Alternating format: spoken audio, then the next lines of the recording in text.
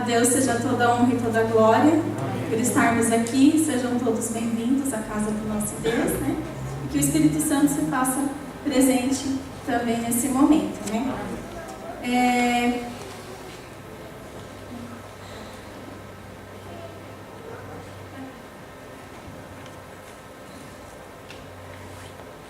Enquanto ele abaixa aqui o telão, eu quero agradecer a Deus em primeiro lugar, a Adalberto e a igreja aqui de Guarulhos, que sempre me acolheu muito bem.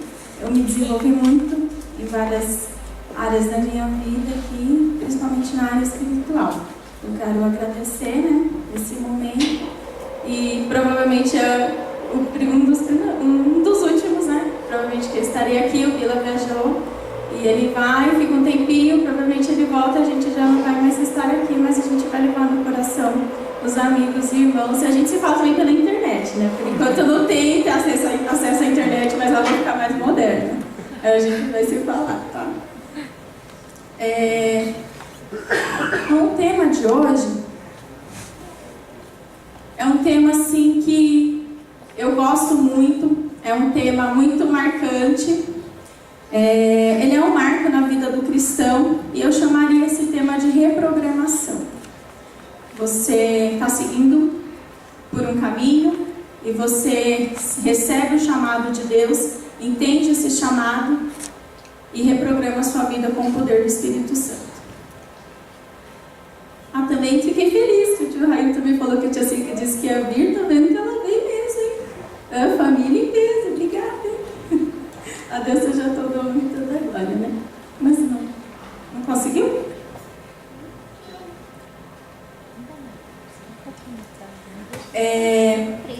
Nós vamos ler para essa noite. Eu gostaria que antes de começarmos a abrirmos as nossas Bíblias, nós levássemos a Deus uma oração. Oremos. Grande Deus, eterno Pai, indignos somos, Senhor, de estarmos na Tua santa presença, Senhor. Ó Deus eterno, muito obrigada porque o Senhor nos trouxeste ao melhor lugar, Senhor, que é a Tua santa casa. Aqui louvores são engrandecidos, ao engrandecimento do Teu nome, Senhor, é elevado a Ti. E também nesse momento onde a Tua palavra vai ser aberta, Senhor. Abre os nossos olhos, os nossos ouvidos, fala conosco, ó Pai, em nome de Jesus. Amém. Um rio de vida. Abram as Bíblias em 2 Reis, capítulo 5. Bom, primeiro slide. Primeiro slide mostra aqui a figura Naamã. Ele era um homem muito corajoso, ele se tornou um homem muito forte e poderoso nas guerras. Ele obteve muita vitória para a Síria e ele era um alto oficial dos exércitos da Síria. Ele, apesar de ter conseguido grandes vitórias na vida dele, ele teve a infelicidade de contrair a lepra. E a lepra, na época, era uma doença incurável. Acho que hoje, eu não sei se é hanseníase, é isso, doutor? Hanseníase. Ainda existe, né? Mas não é mais encarado como uma doença incurável.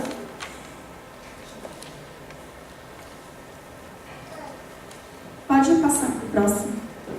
Então a lepra, ela era uma doença muito pavorosa. Por ela ser incurável, as pessoas elas eram retiradas do seu convívio social. Elas não tinham mais a oportunidade de estar onde elas estavam, com as pessoas que estavam, e fazer o que faziam. No entanto, ainda Naamã, por ser um homem influente, importante, ele ainda conseguia exercer as atividades dele.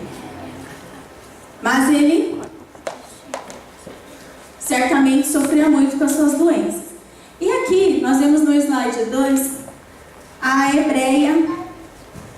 a escrava hebreia, na qual a Bíblia nem cita o nome, fala que ela era uma escrava, na guerra de Israel com a Síria. Israel, logicamente, perdeu e ela foi levada cativa.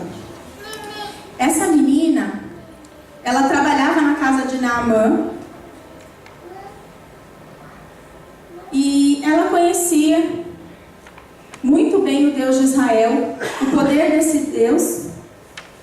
E ela disse à sua senhora que ela gostaria muito que o seu mestre, o seu senhor, Naamã, conhecesse o profeta Eliseu em Israel. E que certamente esse profeta era um profeta de Deus e que Deus o usaria para curar a lepra de Naamã. Naamã, ele ficou sabendo desse poder sobre-humano através do relato dessa simples menina. Essa menina, ela era uma menina que estava distante da família dela, ela sofria, ela não estava mais no meio do seu povo para adorar ao seu Deus, mas mesmo em meio a essa situação, ela não deixou de ser fiel, temente ao Senhor.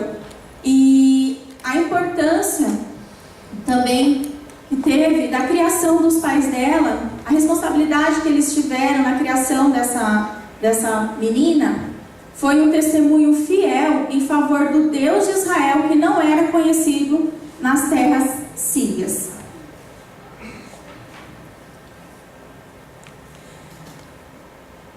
Esse slide, a gente vê a esposa e a escrava hebreia se despedindo de Naamã.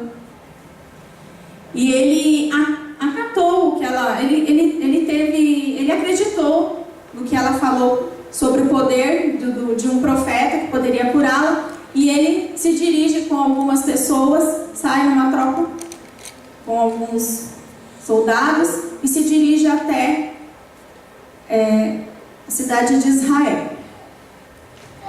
Eu fico imaginando que aquele homem, ele deveria ter gastado muito dinheiro, ele era um homem de muitas posses devido ao cargo, ele deve ter gastado muito tempo e gastado as esperanças dele, porque ele deve ter procurado cura em tudo quanto é lugar, que na época existia a mais avançada medicina, e nada dava resultado para ele. Mas ele, pelo testemunho daquela menina, ele sentiu o desejo, ele acreditou e foi em busca da cura.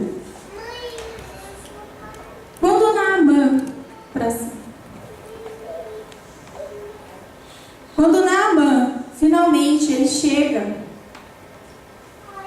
à casa de Eliseu, do profeta, ele não vê um palácio, uma casa muito luxuosa, ele vê uma casa muito simples. E ele já começa ali a ficar impressionado, né?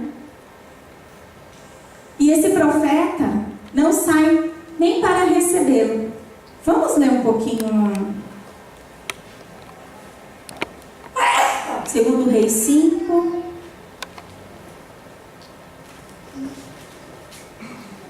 Vamos ler do verso 10. Então Eliseu lhe mandou um mensageiro dizendo... Desculpa, gente, eu vou ler um pouquinho do 8. Ouvindo por Eliseu, homem de Deus, que o rei de Israel rasgara as suas vestes, mandou dizer ao rei: por que rasgastes as tuas vestes? Deixai-o vir a mim, e saberá que há um profeta em Israel. Verso 9. Veio, pois, Naamã com seus cavalos e os seus carros e parou à porta da casa de Eliseu.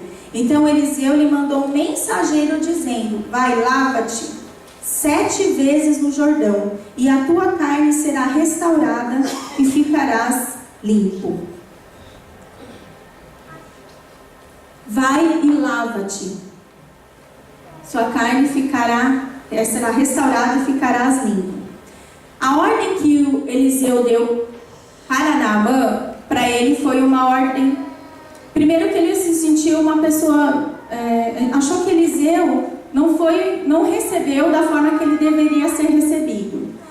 Na verdade, Naamã, ele planejou como Deus deveria agir.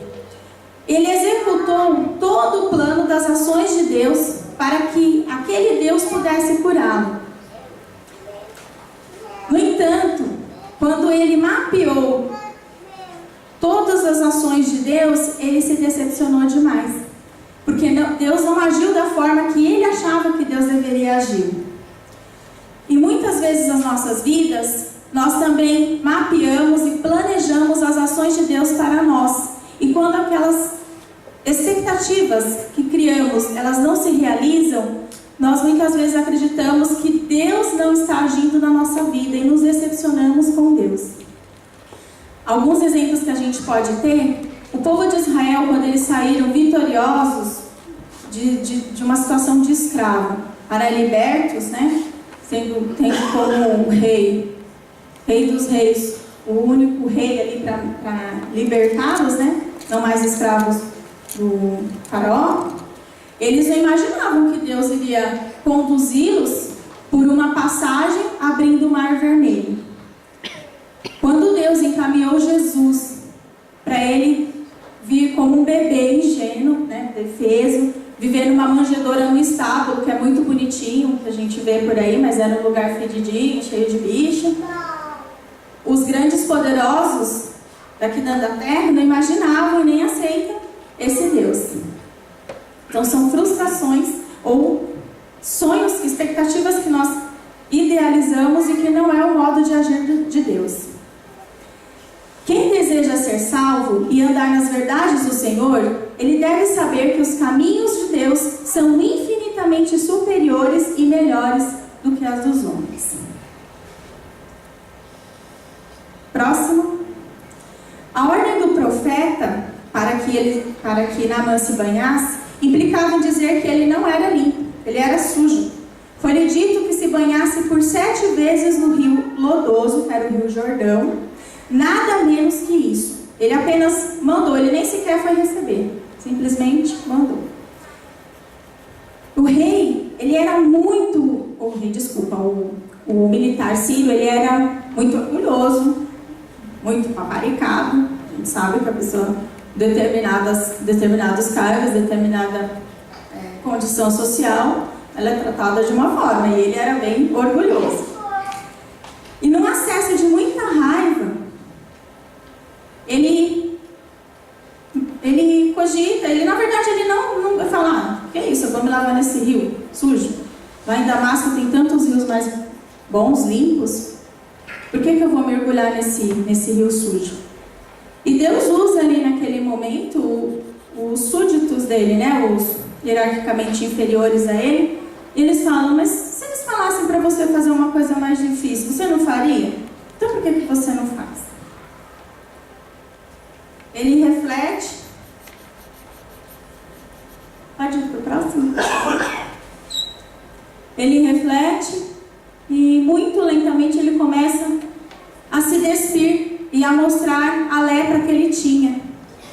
De repente, nem sei se todos ali sabiam que ele era portador dessa doença. E ele começa a se despir e a mostrar para todos quem era realmente Naamã, aquele homem doente com a lepra. Ele, lentamente, ele vai descendo as águas. Pode ir para o próximo. Ele começa a descer as águas. E eu fico imaginando a expectativa dele. Acho que já na primeira vai estar ótimo. E ele mergulha. Ele mergulha e por 6 vezes, ele mergulha naquelas águas barrentas. E ele não vê nenhum resultado. Acho que ele pensou, não é possível, eu estou fazendo o que foi me mandado e nada está mudando no meu aspecto. Aí já mudou, mas não tinha mudado ainda na sexta vez. E ele começa a se banhar e... Perdão, gente, não perdi aqui. A mesma coisa acontece conosco. Muitas vezes na nossa vida, nós recebemos as orientações de Deus, nós temos grandes orientações, nós procuramos seguir e muitas vezes parece que as coisas não mudam. A gente, no trabalho, a gente começa a tratar uma pessoa bem, mas parece incrível, aquela pessoa vive perseguindo a gente. Em casa, você procura, de repente, seus pais não são cristãos. Você procura fazer a vontade de Deus, você está tentando ser firme, mas seus pais te perseguem. E assim são várias áreas da vida da gente, a gente procura servir a Deus e parece que não está acontecendo as mudanças. Mas a gente tem que perseverar. Próximo. E ele perseverou. E quando da última vez a lepra se foi.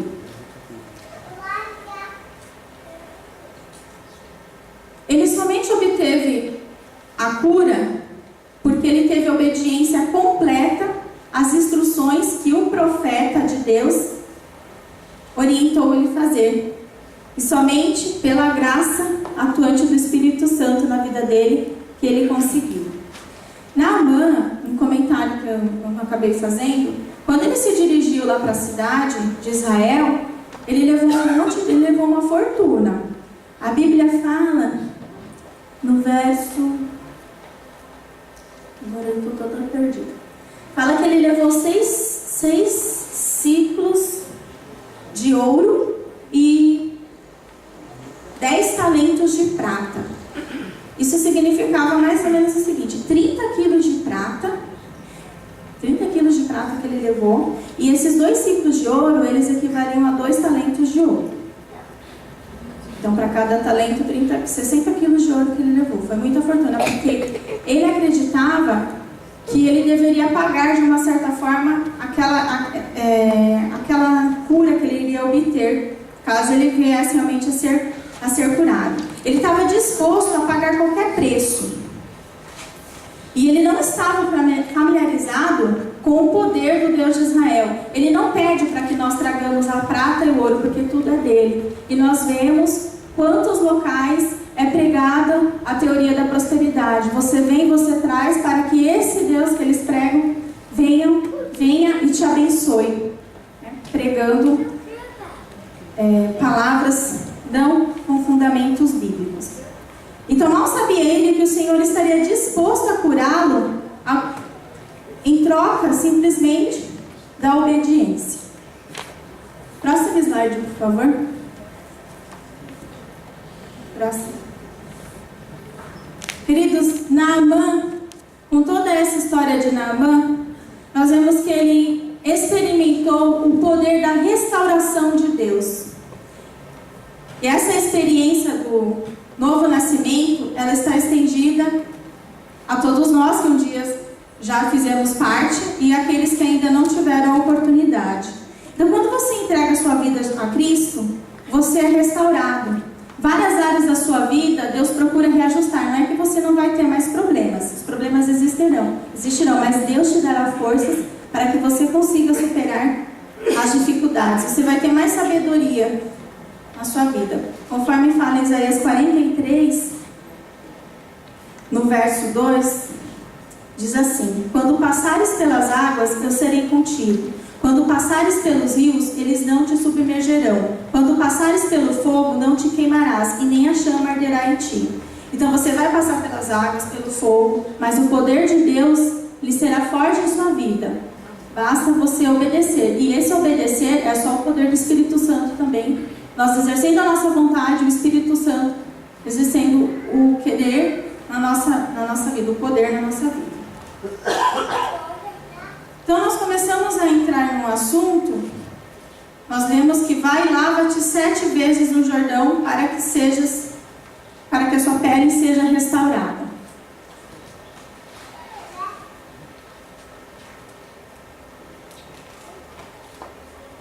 Pode passar.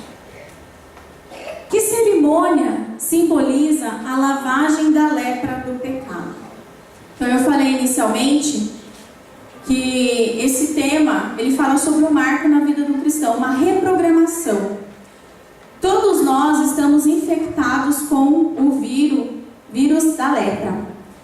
E a lepra, ela era considerada morte em vida. E para nós cristãos, o pecado, ele é a morte em vida. Nós só mudaremos essa nossa situação por meio do santo batismo. Nós teremos a vida em Cristo Jesus e a promessa da vida eterna. Agora, pode ir passando que vai ter uma passagem bíblica. Já tem aqui, né? Atos 22:16 diz: levanta-te, recebe o batismo e lava os teus pecados, invocando o nome dele, invocando o nome do Senhor. Vamos agora lá para Mateus. Passa o próximo slide, acho que já tem. Tá pequenininho. Mateus. Não, vai aparecer. Mateus 3, 1, 5 e 6 diz assim: naqueles dias apareceu João Batista pregando no deserto da Judéia. Então saiu a ter com ele Jerusalém, toda a Judéia e toda a circunvizinhança do Jordão, e eram por ele batizados no Rio Jordão, confessando os seus pecados. Então,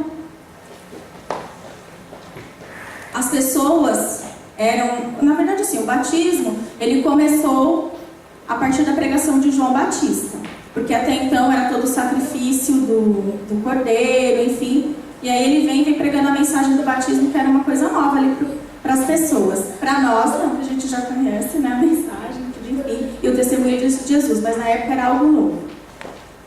Próximo, por favor. Pode pular. Então, a gente precisa entender um pouco o que é o batismo. O batismo, eu preciso, é uma ordem de Deus, ou eu faço se eu quiser ou não. A palavra grega, próximo slide, por favor. Então, o que significa a palavra batismo?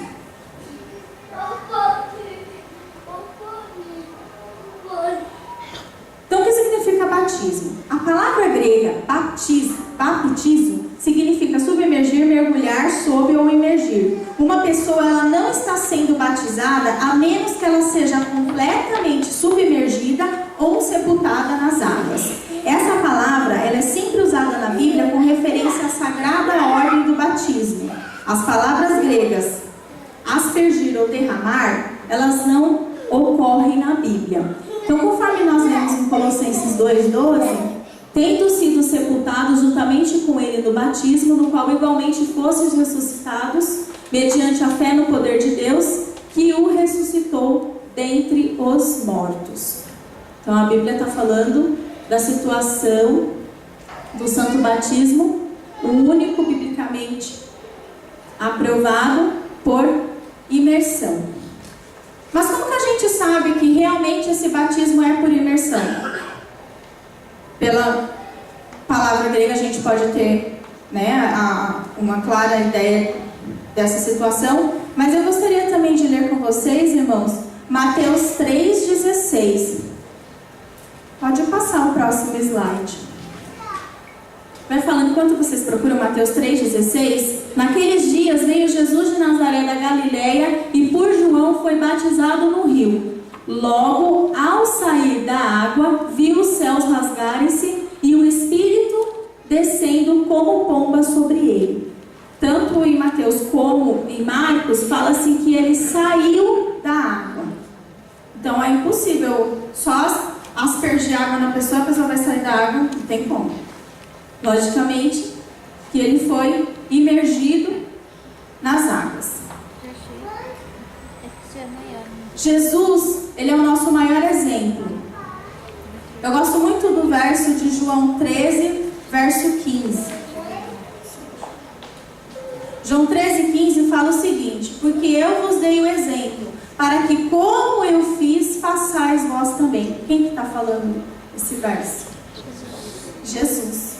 Então ele fala que ele não só ordenou. Em Mateus 28, de 18 a 20, ele fala assim: ide por todo mundo, pregai o evangelho, batizando em nome do Pai, do Filho e do Espírito Santo, né?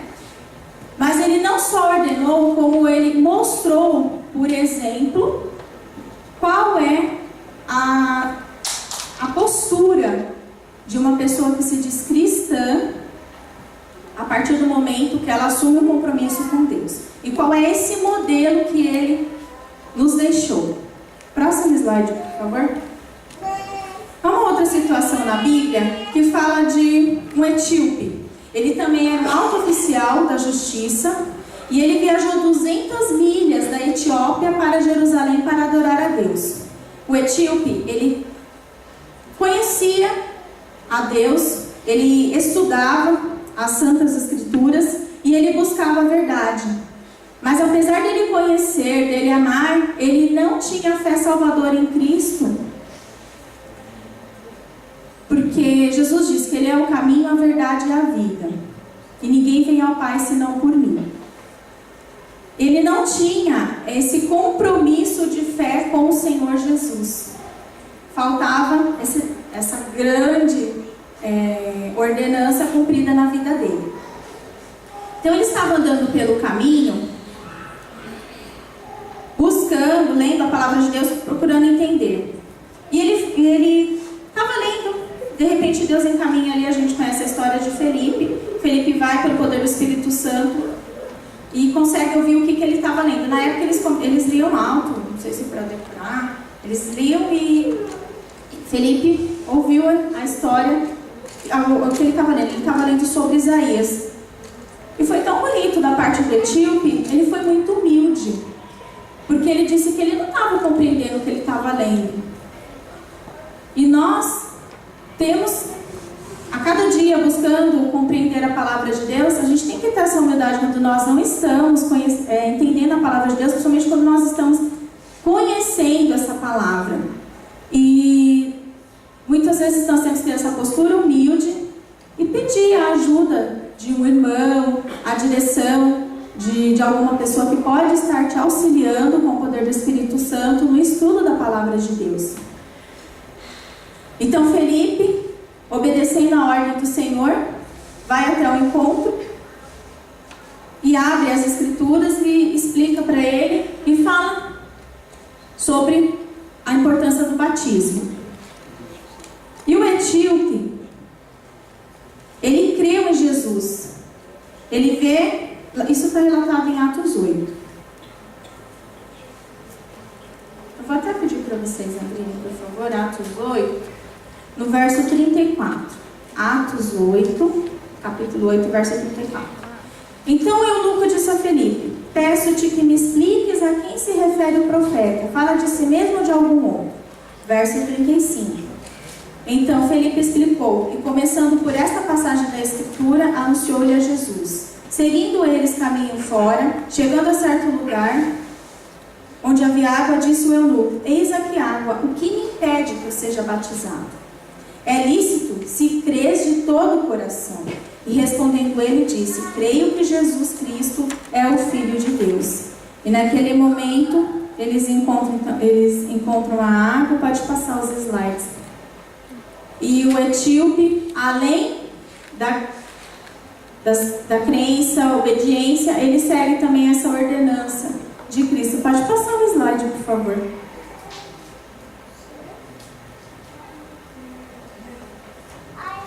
Próximo. Então a gente precisa entender também por esse exemplo qual foi o modelo de batismo que Felipe era um diácono. Ele poderia até falar: eu sou só um diácono, não tenho que falar nada para ninguém, nem sei se Deus vai me capacitar, mas ele foi no poder do Espírito Santo e pregou e evangelizou não só esse, como tantos outros. E fala o seguinte, Atos 8, 38 e 39, acho que a gente leu. Não lemos. Então, mandou parar. Já lemos, né? Perdão, gente. Os dois saíram, perdão. Quando saíram da água, o Espírito do Senhor arrebatou a Felipe. Acho que era mais no verso 39, né? Que fala que eles saíram da água. Então, se eles saíram da água, também ele foi imerso nas águas. Aqui, pode passar, por favor. É um exemplo de um batistério. Pode passar para os outros. Esse foi uma igreja que ela foi construída como memorial ao discípulo João. Ela está localizada lá em Éfeso, na Turquia. E muito especial, o próximo slide vai mostrar para a gente, que de especial tem o batistério também nessa catedral que foi erigida em homenagem ao discípulo João. Ela tem 12 metros de profundidade, ela tem escadas que levam para dentro, né, da fonte em dois lados, como a gente vê, para o batismo. Eu achei muito interessante também, o que eu não sabia, também no próximo slide a gente vai conhecer. Essa daqui é a torre, conhecida Torre de Pisa.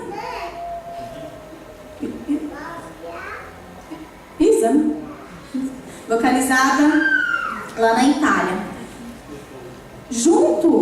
Próximo slide também. Junto à catedral e essa torre, fiquei muito impressionada com essa informação, que eu também não sabia. Há um batistério, um edifício que ele abriga um tanque de batismo. Esse tanque, gente, ele foi construído no século XIV, depois de Cristo. Depois do século XIV, né? 1300 anos depois da ascensão de Cristo, o modo de batismo ainda era por imersão. Então, por 1300 anos, eles ainda utilizavam esse modelo de batismo. Mas o que significa o batismo? Nós vemos no próximo slide que o batismo, vamos ver em Romanos 6:4, qual é a verdadeira versão, né, do santo batismo. Quais são as simbologias envolvidas no santo batismo? Fala o seguinte: Romanos 6, verso 4. Fomos, pois, sepultados com ele na morte pelo batismo, para que, como Cristo foi ressuscitado dentre os mortos pela glória do Pai, assim também andemos nós em novidade de vida. Então, existem, vamos dizer, 3 momentos ali que ocorrem no batismo. A respiração da pessoa, ela é cortada, né? Circulação. E a pessoa, ela é inclinada para trás. Então, quando corta a respiração, simbolizando a morte. Quando ela é inclinada para trás, simbolizando o sepultamento. Ela é mergulhada nas águas. Ela é lavada. Vai, lava-te para que fique curada a sua carne, seja restaurada e fique limpa. E a pessoa é reerguida, representando a ressurreição de Cristo. Então, o batismo simboliza a morte, sepultamento e ressurreição de Cristo. A primeira morte para o pecado, o sepultamento da velha vida e, finalmente, a ressurreição da água para uma nova existência. O batismo por imersão é o único que atende perfeitamente a esse simbolismo. Próximo. A vida de pecado cessa, então há uma breve suspensão da respiração, a inclinação da pessoa sobre as águas e a imersão, o sepultamento nessa água. Próximo slide. O batizado, ele é erguido da água e ele, como um bebê, ele começa a inspirar um novo ar. E ele começa a viver ali uma nova vida, simbolizando a ressurreição de Cristo. Nenhuma outra forma de batismo preenche esse simbolismo bíblico. Próximo. Como é importante o batismo? Como eu falei, nós vamos verificar aqui por Marcos 16:16, que o batismo, ele é uma ordenança. Jesus ordenou, ele falou: se você quiser, você faz. É uma ordenança. Ele diz assim: quem crer e for batizado será salvo. Quem, porém, não crer será condenado, ou seja, estará perdido. João 3:5 diz: quem não nascer da água e do Espírito não pode entrar no reino de Deus. Então é até forte, é uma explicação muito clara. Deus não está omitindo nada. Então ele nos ordena para que sejamos batizados. Se nós cremos, temos que estudar. Primeiramente, aceito Jesus. Não, eu estou aceitando o quê? O que é aceitar Jesus? Procurar entender o que é aceitar a Jesus e, pelo trabalho do Espírito Santo, atender a voz de Deus por meio do batismo. Então, o batismo, gente, ele representa uma cerimônia de casamento. E a cerimônia de casamento, o que ela envolve? Ela envolve o amor e o compromisso que o casal tem. E esse amor e esse compromisso, eles se tornam significativos e esse é selado na cerimônia, nesses rituais do batismo e do casamento. Próximo slide, por favor. Pode pular. Pode pular. É um exemplo de várias pessoas se batizando, muito bonito. E é uma experiência muito gostosa você também partilhar com as pessoas da palavra de Deus e você vê as pessoas tomando a decisão, o Espírito Santo trabalhando. Às vezes você pode encontrar uma pessoa que você fala assim: jamais essa pessoa vai se batizar. E pelo poder de Deus, muitas vezes você começa um estudo bíblico e você não acredita que a pessoa vai se batizar. Mas aí você vê Deus agindo, você vê Deus trabalhando na vida daquela pessoa e você fica até impressionada quando a pessoa preenche a ficha batismal e ela se decide a receber o santo batismo conforme a orientação bíblica. Então, que ordem deu Jesus ao seu povo antes da sua ascensão? Mateus 28:19, ide, portanto, fazer discípulos de todas as nações, batizando-os em nome do Pai, do Filho e do Espírito Santo. Próximo slide. Então, que qualificações bíblicas devem preceder o batismo? A pessoa tem que compreender a palavra, né, os ensinamentos, as doutrinas bíblicas, crer em todos os ensinos. O arrependimento é importante, então se você crê, se você se arrepende, dá frutos de arrependimento, você também está se preparando, né, para o batismo. Concordar em abandonar o pecado e aceitar a Jesus como o seu único salvador pessoal e experimentar o novo nascimento. Chegando já para o fim,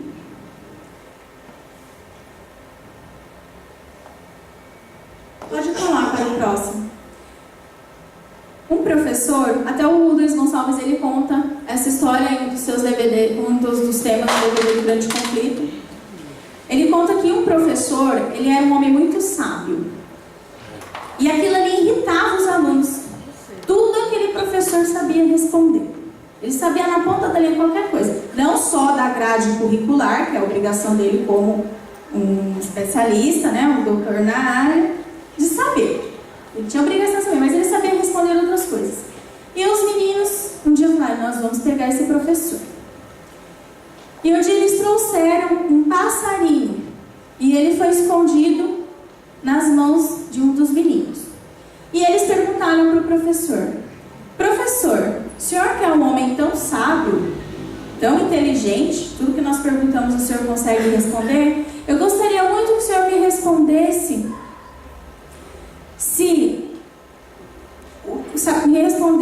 se o pássaro que eu tenho aqui em minhas mãos, ele está vivo ou não. Ele está vivo. E o professor começa a meditar. E aí aquilo ali vai apertando o coração dele. Se ele for como eu, que ama os animaizinhos, ele já ficou pensando muito antes de responder. E ele pensou, se eu responder que está morto, eles vão me apresentar ele. Se eu responder que ele está vivo, ele vai apertar ali na mão dele o animalzinho, e o animalzinho vai estar o quê? Morto. Então o professor, meditando bem, ele responde, a vida ou a morte está nas suas mãos, meu filho. A vida ou a morte está em suas mãos também. O tipo de pessoa que você vai ser, o local que você vai herdar, se é a vida eterna ou a morte eterna, está em suas mãos. Talvez você que está conhecendo agora a mensagem adventista, a mensagem bíblica, você agora está pensando, será que eu tomo a decisão pelo batismo ou não? Você está no vale, de repente, da dúvida, e é um vale escuro, difícil às vezes. Muito difícil, porque são decisões muito sérias que você tem que tomar. Eu não sei quantos aqui conhecem, eu sou uma comissária de bordo, mas eu abri mão da minha profissão em prol do que eu creio. Eu creio que eu vou viver a vida eterna. A vida eterna para mim vale muito mais do que eu poder sair. Eu conheci locais que eu não teria condições de fazê-lo, mas a minha profissão me deu essa oportunidade. E eu tive que recomeçar. Eu tive que recomeçar não só na questão de mudar algumas coisas, deixar de usar brinco, muitas coisas. Nunca fui de balada, mas enfim, a profissão que eu amava, eu não vou mentir que eu gosto. Sinto saudades, mas eu tive que recomeçar. E o recomeçar muitas vezes não é fácil. É só pelo poder de Deus. Porque eu tive que fazer uma faculdade sem ter condição. Foi um milagre de Deus também na minha vida.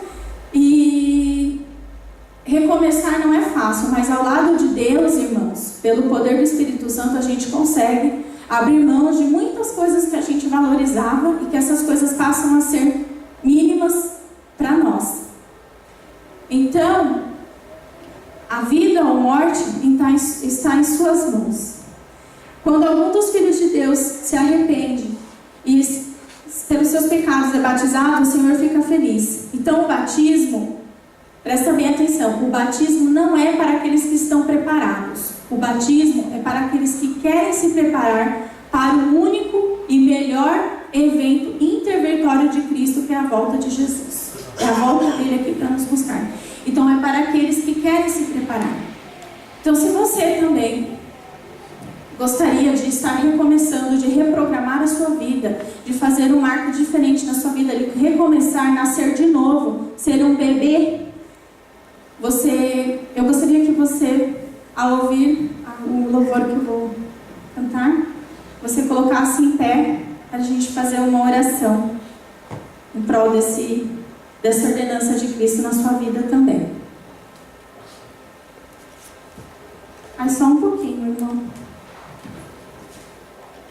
Pode pôr.